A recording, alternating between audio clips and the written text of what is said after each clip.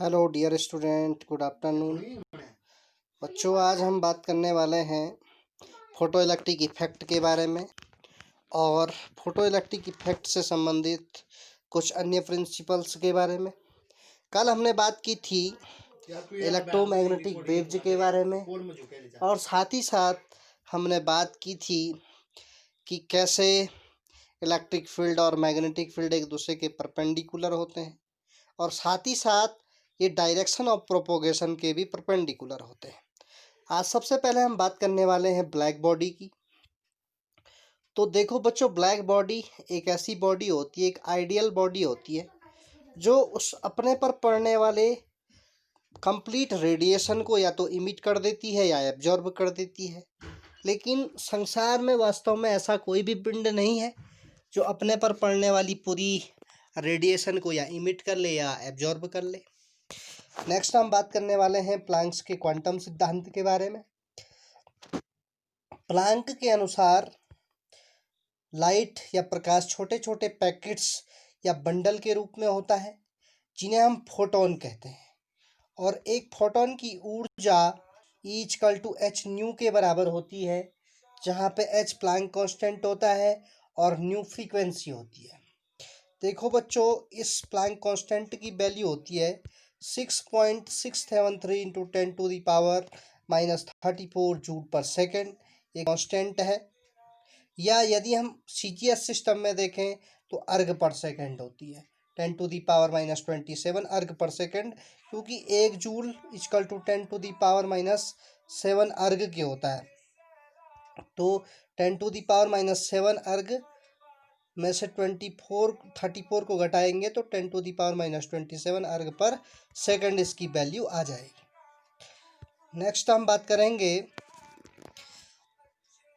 Quantums के बारे में। जैसे हम बोल रहे हैं प्लैंक का क्वांटम सिद्धांत कि प्रकाश छोटे छोटे बंडलों या पैकेटों के रूप में होता है जिन्हें फोटोन कहते हैं और फोटोन की ऊर्जा h न्यू के बराबर होती है, जहाँ पे h प्लैंक कांस्टेंट होता है और न्यू फ्रीक्वेंसी होती है। अब क्वांटम को समझना भी जरूरी है।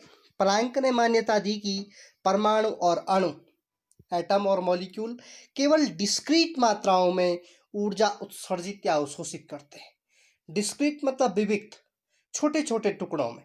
ये कंटिन्यूअसली ऊर्जा को इमिट या एब्जॉर्ब नहीं करते हैं, बल्कि डिस्क्रीट में करते हैं। और यही न्यूनतम मात्रा जिस ऊर्जा को एब्जॉर्ब या इमिट करते हैं उन्हीं को हम क्वांटम कहते हैं। नेक्स्ट हम इम्पोर्टेंट टॉपिक की बात करने वाले हैं, प्रकाश विद्युत प्रभाव या फोटो इलेक्ट्रिक इफेक्ट। ये टॉपिक क्लास 11th केमिस्ट्री के लिए तो यूजफुल है ही, साथ ही साथ क्लास 12th के फिजिक्स स्टूडेंट के लिए भी इम्पोर्टेंट है, क्योंकि ये फिजिक्स का कंसेप्ट भी है। तो देखिए स्टूडेंट, फोटो इलेक्ट्रिक इफेक्ट क्या होता है कि हर्ज और उसके साथियों ने कुछ एक्सपेरिमेंट किए और उन्होंने एक सिस्टम जनरेट किया। उन्होंने बताया कि जब रे ऑफ लाइट, यहाँ पर कोई मेटल लगा दो, ये मेटल पोटेशियम, रुबिडियम, सीजियम की हो सकती है। तो जब रे ऑफ लाइट किसी मेटल की सरफेस पे गिरती है तो मेटल की सरफेस पे गिरते ही इस मेटल की सरफेस से इलेक्ट्रॉनों का उत्सर्जन होने लगता है और जो इलेक्ट्रॉन निकलते हैं उन्हें प्रकाश इलेक्ट्रॉन कहते हैं। तथा ये संपूर्ण इवेंट, इस टोटल घटना को ही प्रकाश विद्युत प्रभाव या फोटो इलेक्ट्रिक इफेक्ट की घटना कहा जाता है। देखिए स्टूडेंट, यहाँ पे एक इम्पोर्टेंट चीज़ और काफ़ी दिलचस्प है कि जैसे ही इस मेटल की सरफेस पर रे ऑफ लाइट गिरती है वैसे ही इलेक्ट्रॉन इमिट होने लगते हैं। मीन्स कि बिल्कुल भी टाइम लैग नहीं होता है। जैसे ही रे ऑफ लाइट मेटल की सरफेस पे गिरी वैसे ही इलेक्ट्रॉनों का इमिटेशन होने लगता है। तो ये पूरी इवेंट या घटना या फिनोमिना आपकी फोटो इलेक्ट्रिक इफेक्ट कहलाती है। ये इसका डायग्राम है। यहाँ पे देखिए कोई निर्वात कक्ष है, यहाँ पे संसूचक है, ये रे ऑफ लाइट आ रही है, ये मेटल की सरफेस है, तो यहाँ से इलेक्ट्रॉन निकल रहे हैं। इनको एक बैटरी के द्वारा जोड़ा गया है और यहाँ पे एक विद्युत धारा मापी है, यानी कि एमीटर है, जिससे हमें इलेक्ट्रिसिटी के विक्षेप के बारे में पता चलता है। नेक्स्ट बात करेंगे प्रकाश विद्युत प्रभाव के क्या क्या रिजल्ट प्राप्त हुए। तो पहला तो रिजल्ट वही प्राप्त हुआ कि जब बीम ऑफ लाइट किसी मेटल की सरफेस पे टकराता है तो इलेक्ट्रॉनों का उत्सर्जन होने लगता है, उन्हें प्रकाश इलेक्ट्रॉन कहते हैं। और धातु की सतह पर प्रकाश के टकराने और वहाँ से इलेक्ट्रॉनों के निकलने के बीच बिल्कुल भी टाइम लैग नहीं होता है, यानी कि जैसे ही रे ऑफ लाइट मेटल की सरफेस पर टकराती है वैसे इलेक्ट्रॉनों का उत्सर्जन होने लगता है। नेक्स्ट है निष्कासित इलेक्ट्रॉनों की संख्या प्रकाश की तीव्रता के समानुपाती होती है, यानी कि number of emitted electron is directly proportional to intensity of light, यानी कि यदि नंबर ऑफ इलेक्ट्रॉन बढ़ेंगे तो इंटेंसिटी ऑफ लाइट भी बढ़ेगी, नंबर ऑफ इलेक्ट्रॉन कम होंगे तो इंटेंसिटी ऑफ लाइट भी कम होगी। नेक्स्ट बात करते हैं, प्रत्येक धातु के लिए एक अभिलाक्षणिक न्यूनतम आवृत्ति या मिनिमम फ्रीक्वेंसी होती है जिसे थ्रेशोल्ड फ्रीक्वेंसी कहते हैं। देखिए स्टूडेंट, थ्रेशोल्ड फ्रीक्वेंसी को न्यू जीरो से रिप्रेजेंट करते हैं और ये क्या होती है आप जानते हैं कि ये मेटल की सरफेस है, यहाँ से रे ऑफ लाइट कुछ फ्रीक्वेंसी से आ रही होगी, जब ये मेटल पे टकराएगी तो फिर जो इलेक्ट्रॉन निकलेंगे उनकी भी कुछ फ्रीक्वेंसी होगी, तो इलेक्ट्रॉनों के निष्कासन की आवृत्ति को ही हम दहली आवृत्ति या थ्रेशोल्ड फ्रीक्वेंसी कहते हैं। और क्योंकि इलेक्ट्रॉन गति करेंगे तो इनकी कुछ गतिज ऊर्जा भी होगी, गति के कारण उत्पन्न ऊर्जा को गतिज ऊर्जा कहते हैं, और गतिज ऊर्जा होती है के बराबर half of mv² joule. Next बात करते हैं, देखो इसी के आधार पर विद्युत चुंबकीय विकिरण के प्लांक क्वांटम थ्योरी का उपयोग करते हुए आइंस्टाइन ने 1905 में फोटो इलेक्ट्रिक इफेक्ट दिया। मीन्स कि आइंस्टाइन ने ही फोटो इलेक्ट्रिक इफेक्ट दिया और प्लांक्स का क्वांटम सिद्धांत हर्ज ने दिया। प्लांक्स का क्वांटम सिद्धांत का यूज करते हुए आइंस्टाइन ने फोटो इलेक्ट्रिक इफेक्ट दिया, और सबसे पहले फोटो इलेक्ट्रिक इफेक्ट के बारे में जो एक्सपेरिमेंटल बात कही वो बात कही थी आपके हर्ज ने। अब देखिए स्टूडेंट नेक्स्ट, इसी प्रकार इस संबंध में आइंस्टीन ने क्या क्या कहा। पहला तो वही कि धातु की सतह से इलेक्ट्रॉनों का उत्सर्जन होने लगता है जब रे ऑफ लाइट धातु की सतह पर गिरती है, बिल्कुल भी समय नहीं लगता है। फोटोन की ऊर्जा जितनी अधिक होगी उतनी ही वह इलेक्ट्रॉन देगा या निष्कासित करेगा। देखो कुल मिला के बात यह है कि जितनी ज़्यादा एनर्जी से फोटोन मेटल की सरफेस पर टकराएंगे उतनी ही अधिक एनर्जी से यहाँ से इलेक्ट्रॉनों का निष्कासन भी होगा। वही हमने पढ़ी है, क्योंकि number of electron is directly proportional to intensity of light, एक दूसरे के डायरेक्टली प्रोपोर्शनल होते हैं। अब देखिए स्टूडेंट, टकराने वाले फोटोन की ऊर्जा, क्योंकि प्लैंक ने वही बोला कि प्रकाश को फोटोन माना जाता है जो h के बराबर होता है, क्योंकि प्रकाश छोटे छोटे बंडल या पैकेट के रूप में होता है, जहाँ पे h प्लैंक कांस्टेंट है और न्यू फ्रीक्वेंसी है। अब फिर मैंने बोला था कि जब रे ऑफ लाइट मेटल की सरफेस पे टकराएगी तो इलेक्ट्रॉन भी कुछ फ्रीक्वेंसी से निकलेंगे, इनकी फ्रीक्वेंसी न्यू जीरो होगी, तो निष्कासित इलेक्ट्रॉनों की जो ऊर्जा होगी वो h न्यू जीरो होगी।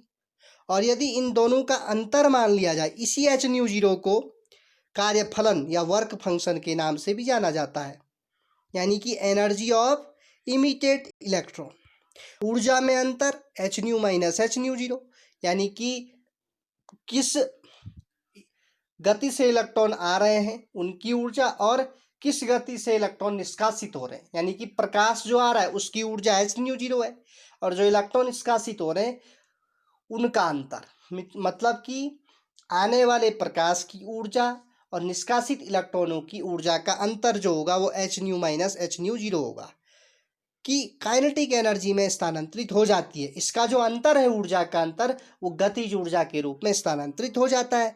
तो इसलिए यदि हम law of conservation of energy लगाएं तो E equal to h nu, क्योंकि टोटल एनर्जी तो h न्यू है, वो होगी h न्यू जीरो जो निष्कासित इलेक्ट्रॉनों की ऊर्जा है plus half of mv², M मतलब मास ऑफ इलेक्ट्रॉन, mv² भी आप लिख सकते हैं, जहाँ पे mv² काइनेटिक एनर्जी को बता रहा है। तो यहाँ पे h प्लैंक कांस्टेंट है, न्यू आपकी फ्रीक्वेंसी है, न्यू जीरो थ्रेशोल्ड फ्रीक्वेंसी है, m मास ऑफ इलेक्ट्रॉन है और b वेलोसिटी है को बताएगा। आगे बात करते हैं ड्यूल नेचर ऑफ मैटर के बारे में। देखिए स्टूडेंट, जिस प्रकार हमने कल पढ़ा इलेक्ट्रोमैग्नेटिक रेडिएशन के बारे में और हमने पढ़ा कि इलेक्ट्रोमैग्नेटिक रेडिएशन का भी ड्यूल नेचर होता है, वो वेव के साथ साथ पार्टिकल की प्रॉपर्टी शो करता है। उसी प्रकार द्रव्य या मैटर में भी ड्यूल नेचर होता है, ये भी पार्टिकल और वेव दोनों के गुण दिखाता है। या हम ऐसा कह सकते हैं कि इसमें तरंगदैर्घ्य और आवृत्ति दोनों होती है। तो विकिरण की तरह द्रव्य में भी दैनिक व्यवहार होता है और ये कण और तरंग दोनों के समान व्यवहार करता है। इसका मतलब यह है कि जिस तरह फोटोन का संवेग और तरंगदैर्घ्य होते हैं, जिस तरह फोटोन में लीनियर मोमेंटम p होता है या वेवलेंथ लैम्डा होती है, उसी प्रकार इलेक्ट्रॉन में भी मोमेंटम और वेवलेंथ होती है। इसी आधार पर दे ब्रोगली ने अपना नियम दिया और उन्होंने कहा कि किसी कण की तरंगदैर्घ्य जो लैम्डा है वो उस पार्टिकल के लीनियर मोमेंटम के इनवर्जली प्रोपोर्शनल होती है, यानी कि व्युत्क्रमानुपाती होती है। व्युत्क्रमानुपाती मैंने आपको कल भी बताया था कि p बढ़ेगी तो लैम्डा घटेगी और p घटेगी तो लैम्डा बढ़ेगी। अब देखिए स्टूडेंट, मैंने आपको बताया था कि प्रोपोर्शनल का साइन हटाने के लिए कांस्टेंट यूज करते हैं और यहाँ पे कांस्टेंट यूज होता है lambda equal to h upon p, जहाँ पे h प्लैंक कांस्टेंट को बताता है।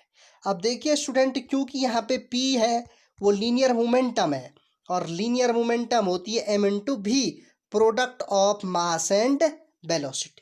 अब यहाँ पे इसके ऊपर और इसके ऊपर एरो का निशान इसलिए लगाया गया है क्योंकि ये वेक्टर क्वांटिटीज हैं और m स्केलर क्वांटिटीज है या अदिश राशि है, तो इसलिए हम इसको लिख सकते हैं lambda equal to h upon p या lambda equal to h by m into v, क्योंकि p बराबर होता है m इंटू भी यदि हम लीनियर मोशन की बात करें। एंगुलर मोशन की बात करेंगे तो एंगुलर मोशन में आपका एंगुलर मोमेंटम होगा और एंगुलर मोमेंटम होता है आई इंटू ओमेगा के, जहाँ पे आई मोमेंट ऑफ इनर्शिया होगा और ओमेगा होगा एंगुलर वेलोसिटी। तो ये आप समझ चुके होंगे दे ब्रोगली का नियम कि lambda is proportional to 1 upon p, या लैम्डा जो होता है, लैम्डा मीन्स की वेवलेंथ जो होती है वो पार्टिकल के लीनियर मोमेंटम के डायरेक्टली प्रोपोर्शनल होती है। और प्रोपोर्शनल का साइन हटाने के लिए कांस्टेंट यूज करते हैं जहाँ पे h प्लैंक कांस्टेंट है और p जो होता है वो m इंटू भी के बराबर होता है, यानी कि लीनियर मोमेंटम मास और वेलोसिटी का प्रोडक्ट होता है। इसी प्रकार हम बात करेंगे अब हाइजेनबर्ग के अनिश्चितता के सिद्धांत। देखो, हाइजेनबर्ग एक वैज्ञानिक हुए और उन्होंने यह बताया कि एक साथ एक ही समय में किसी कण की स्थिति और उसके संवेग का निर्धारण करना या उसके वेग का निर्धारण करना संभव नहीं है, या एक ही साथ हम एक ही समय किसी कण की स्थिति और संवेग का मापन नहीं कर सकते। तो ये इसका मैथमेटिकल इंटरप्रेशन है। Delta x into delta p x greater than or equal to h upon 4 pi, जहाँ पे कांस्टेंट है एच भी कांस्टेंट है। अब देखो, डेल्टा एक्स कण की स्थिति को बता रहा है, स्थिति में अनिश्चितता को बताएगा। डेल्टा पी एक्स यानी कि पी वही लीनियर मोमेंटम एम इंटू भी लिख सकते हैं, तो यहाँ पे वही लिखा है एम इंटू भी एक्स, कि पी बराबर एम इंटू भी होता है, यानी कि रेखीय संवेग द्रव्यमान और रेखीय वेग का गुणनफल होता है, greater than or equal to h upon 4 pi. और delta x into delta v x greater than or equal to h upon 4 pi m, m की गुणा नीचे हो जाएगी ये 4 पाई के साथ, तो p equal to m into v होता है। जहाँ पे डेल्टा एक्स कण की स्थिति में अनिश्चितता बता रहा है, डेल्टा पी संवेग या वेग में अनिश्चितता बता रहा है। तो स्टूडेंट, आज हमने बात की सबसे पहले कृष्णिका या ब्लैक बॉडी क्या होती है, फिर प्लैंक के क्वांटम सिद्धांत के बारे में कि प्रकाश छोटे छोटे बंडल या पैकेट के रूप में होता है जिन्हें फोटोन कहते हैं और फोटोन की ऊर्जा h न्यू होती है। फिर हमने बात की फोटो इलेक्ट्रिक इफेक्ट के बारे में कि जब प्रकाश किसी धातु की सतह से, वो धातु पोटेशियम, रुबिडियम, सीजियम की हो सकती है, से टकराता है तो इलेक्ट्रॉनों का उत्सर्जन होने लगता है। इन्हें प्रकाश इलेक्ट्रॉन और इस घटना को प्रकाश विद्युत प्रभाव की घटना कहते हैं। ये इसका डायग्राम है। फिर हमने बात की इसके रिजल्ट्स के बारे में कि जो n होती है वो प्रोपोर्शनल होती है I के, यानी कि इलेक्ट्रॉनों की संख्या प्रकाश की तीव्रता के समानुपाती होती है। फिर हमने बात की कि कैसे इस पर आइंस्टाइन ने अपना प्रयोग किया और उन्होंने आइंस्टाइन की इक्वेशन, एक तो आइंस्टाइन की मास एनर्जी इक्वेशन होती है जिसको बोलते हैं E=mc², तो उसी आधार पर उन्होंने law of conservation of energy लगाई और धातु पर पड़ने वाले प्रकाश की ऊर्जा माइनस निष्कासित इलेक्ट्रॉनों की ऊर्जा का अंतर और प्लस काइनेटिक एनर्जी को जोड़ दिया गया। फिर हमने बात की दे ब्रॉगली के नियम के बारे में कि क्योंकि ये ड्यूल नेचर को बताता है कि जिस प्रकार से रेडिएशन में दोनों प्रॉपर्टी होती हैं वेव और पार्टिकल की, उसी प्रकार मैटर में भी होती हैं।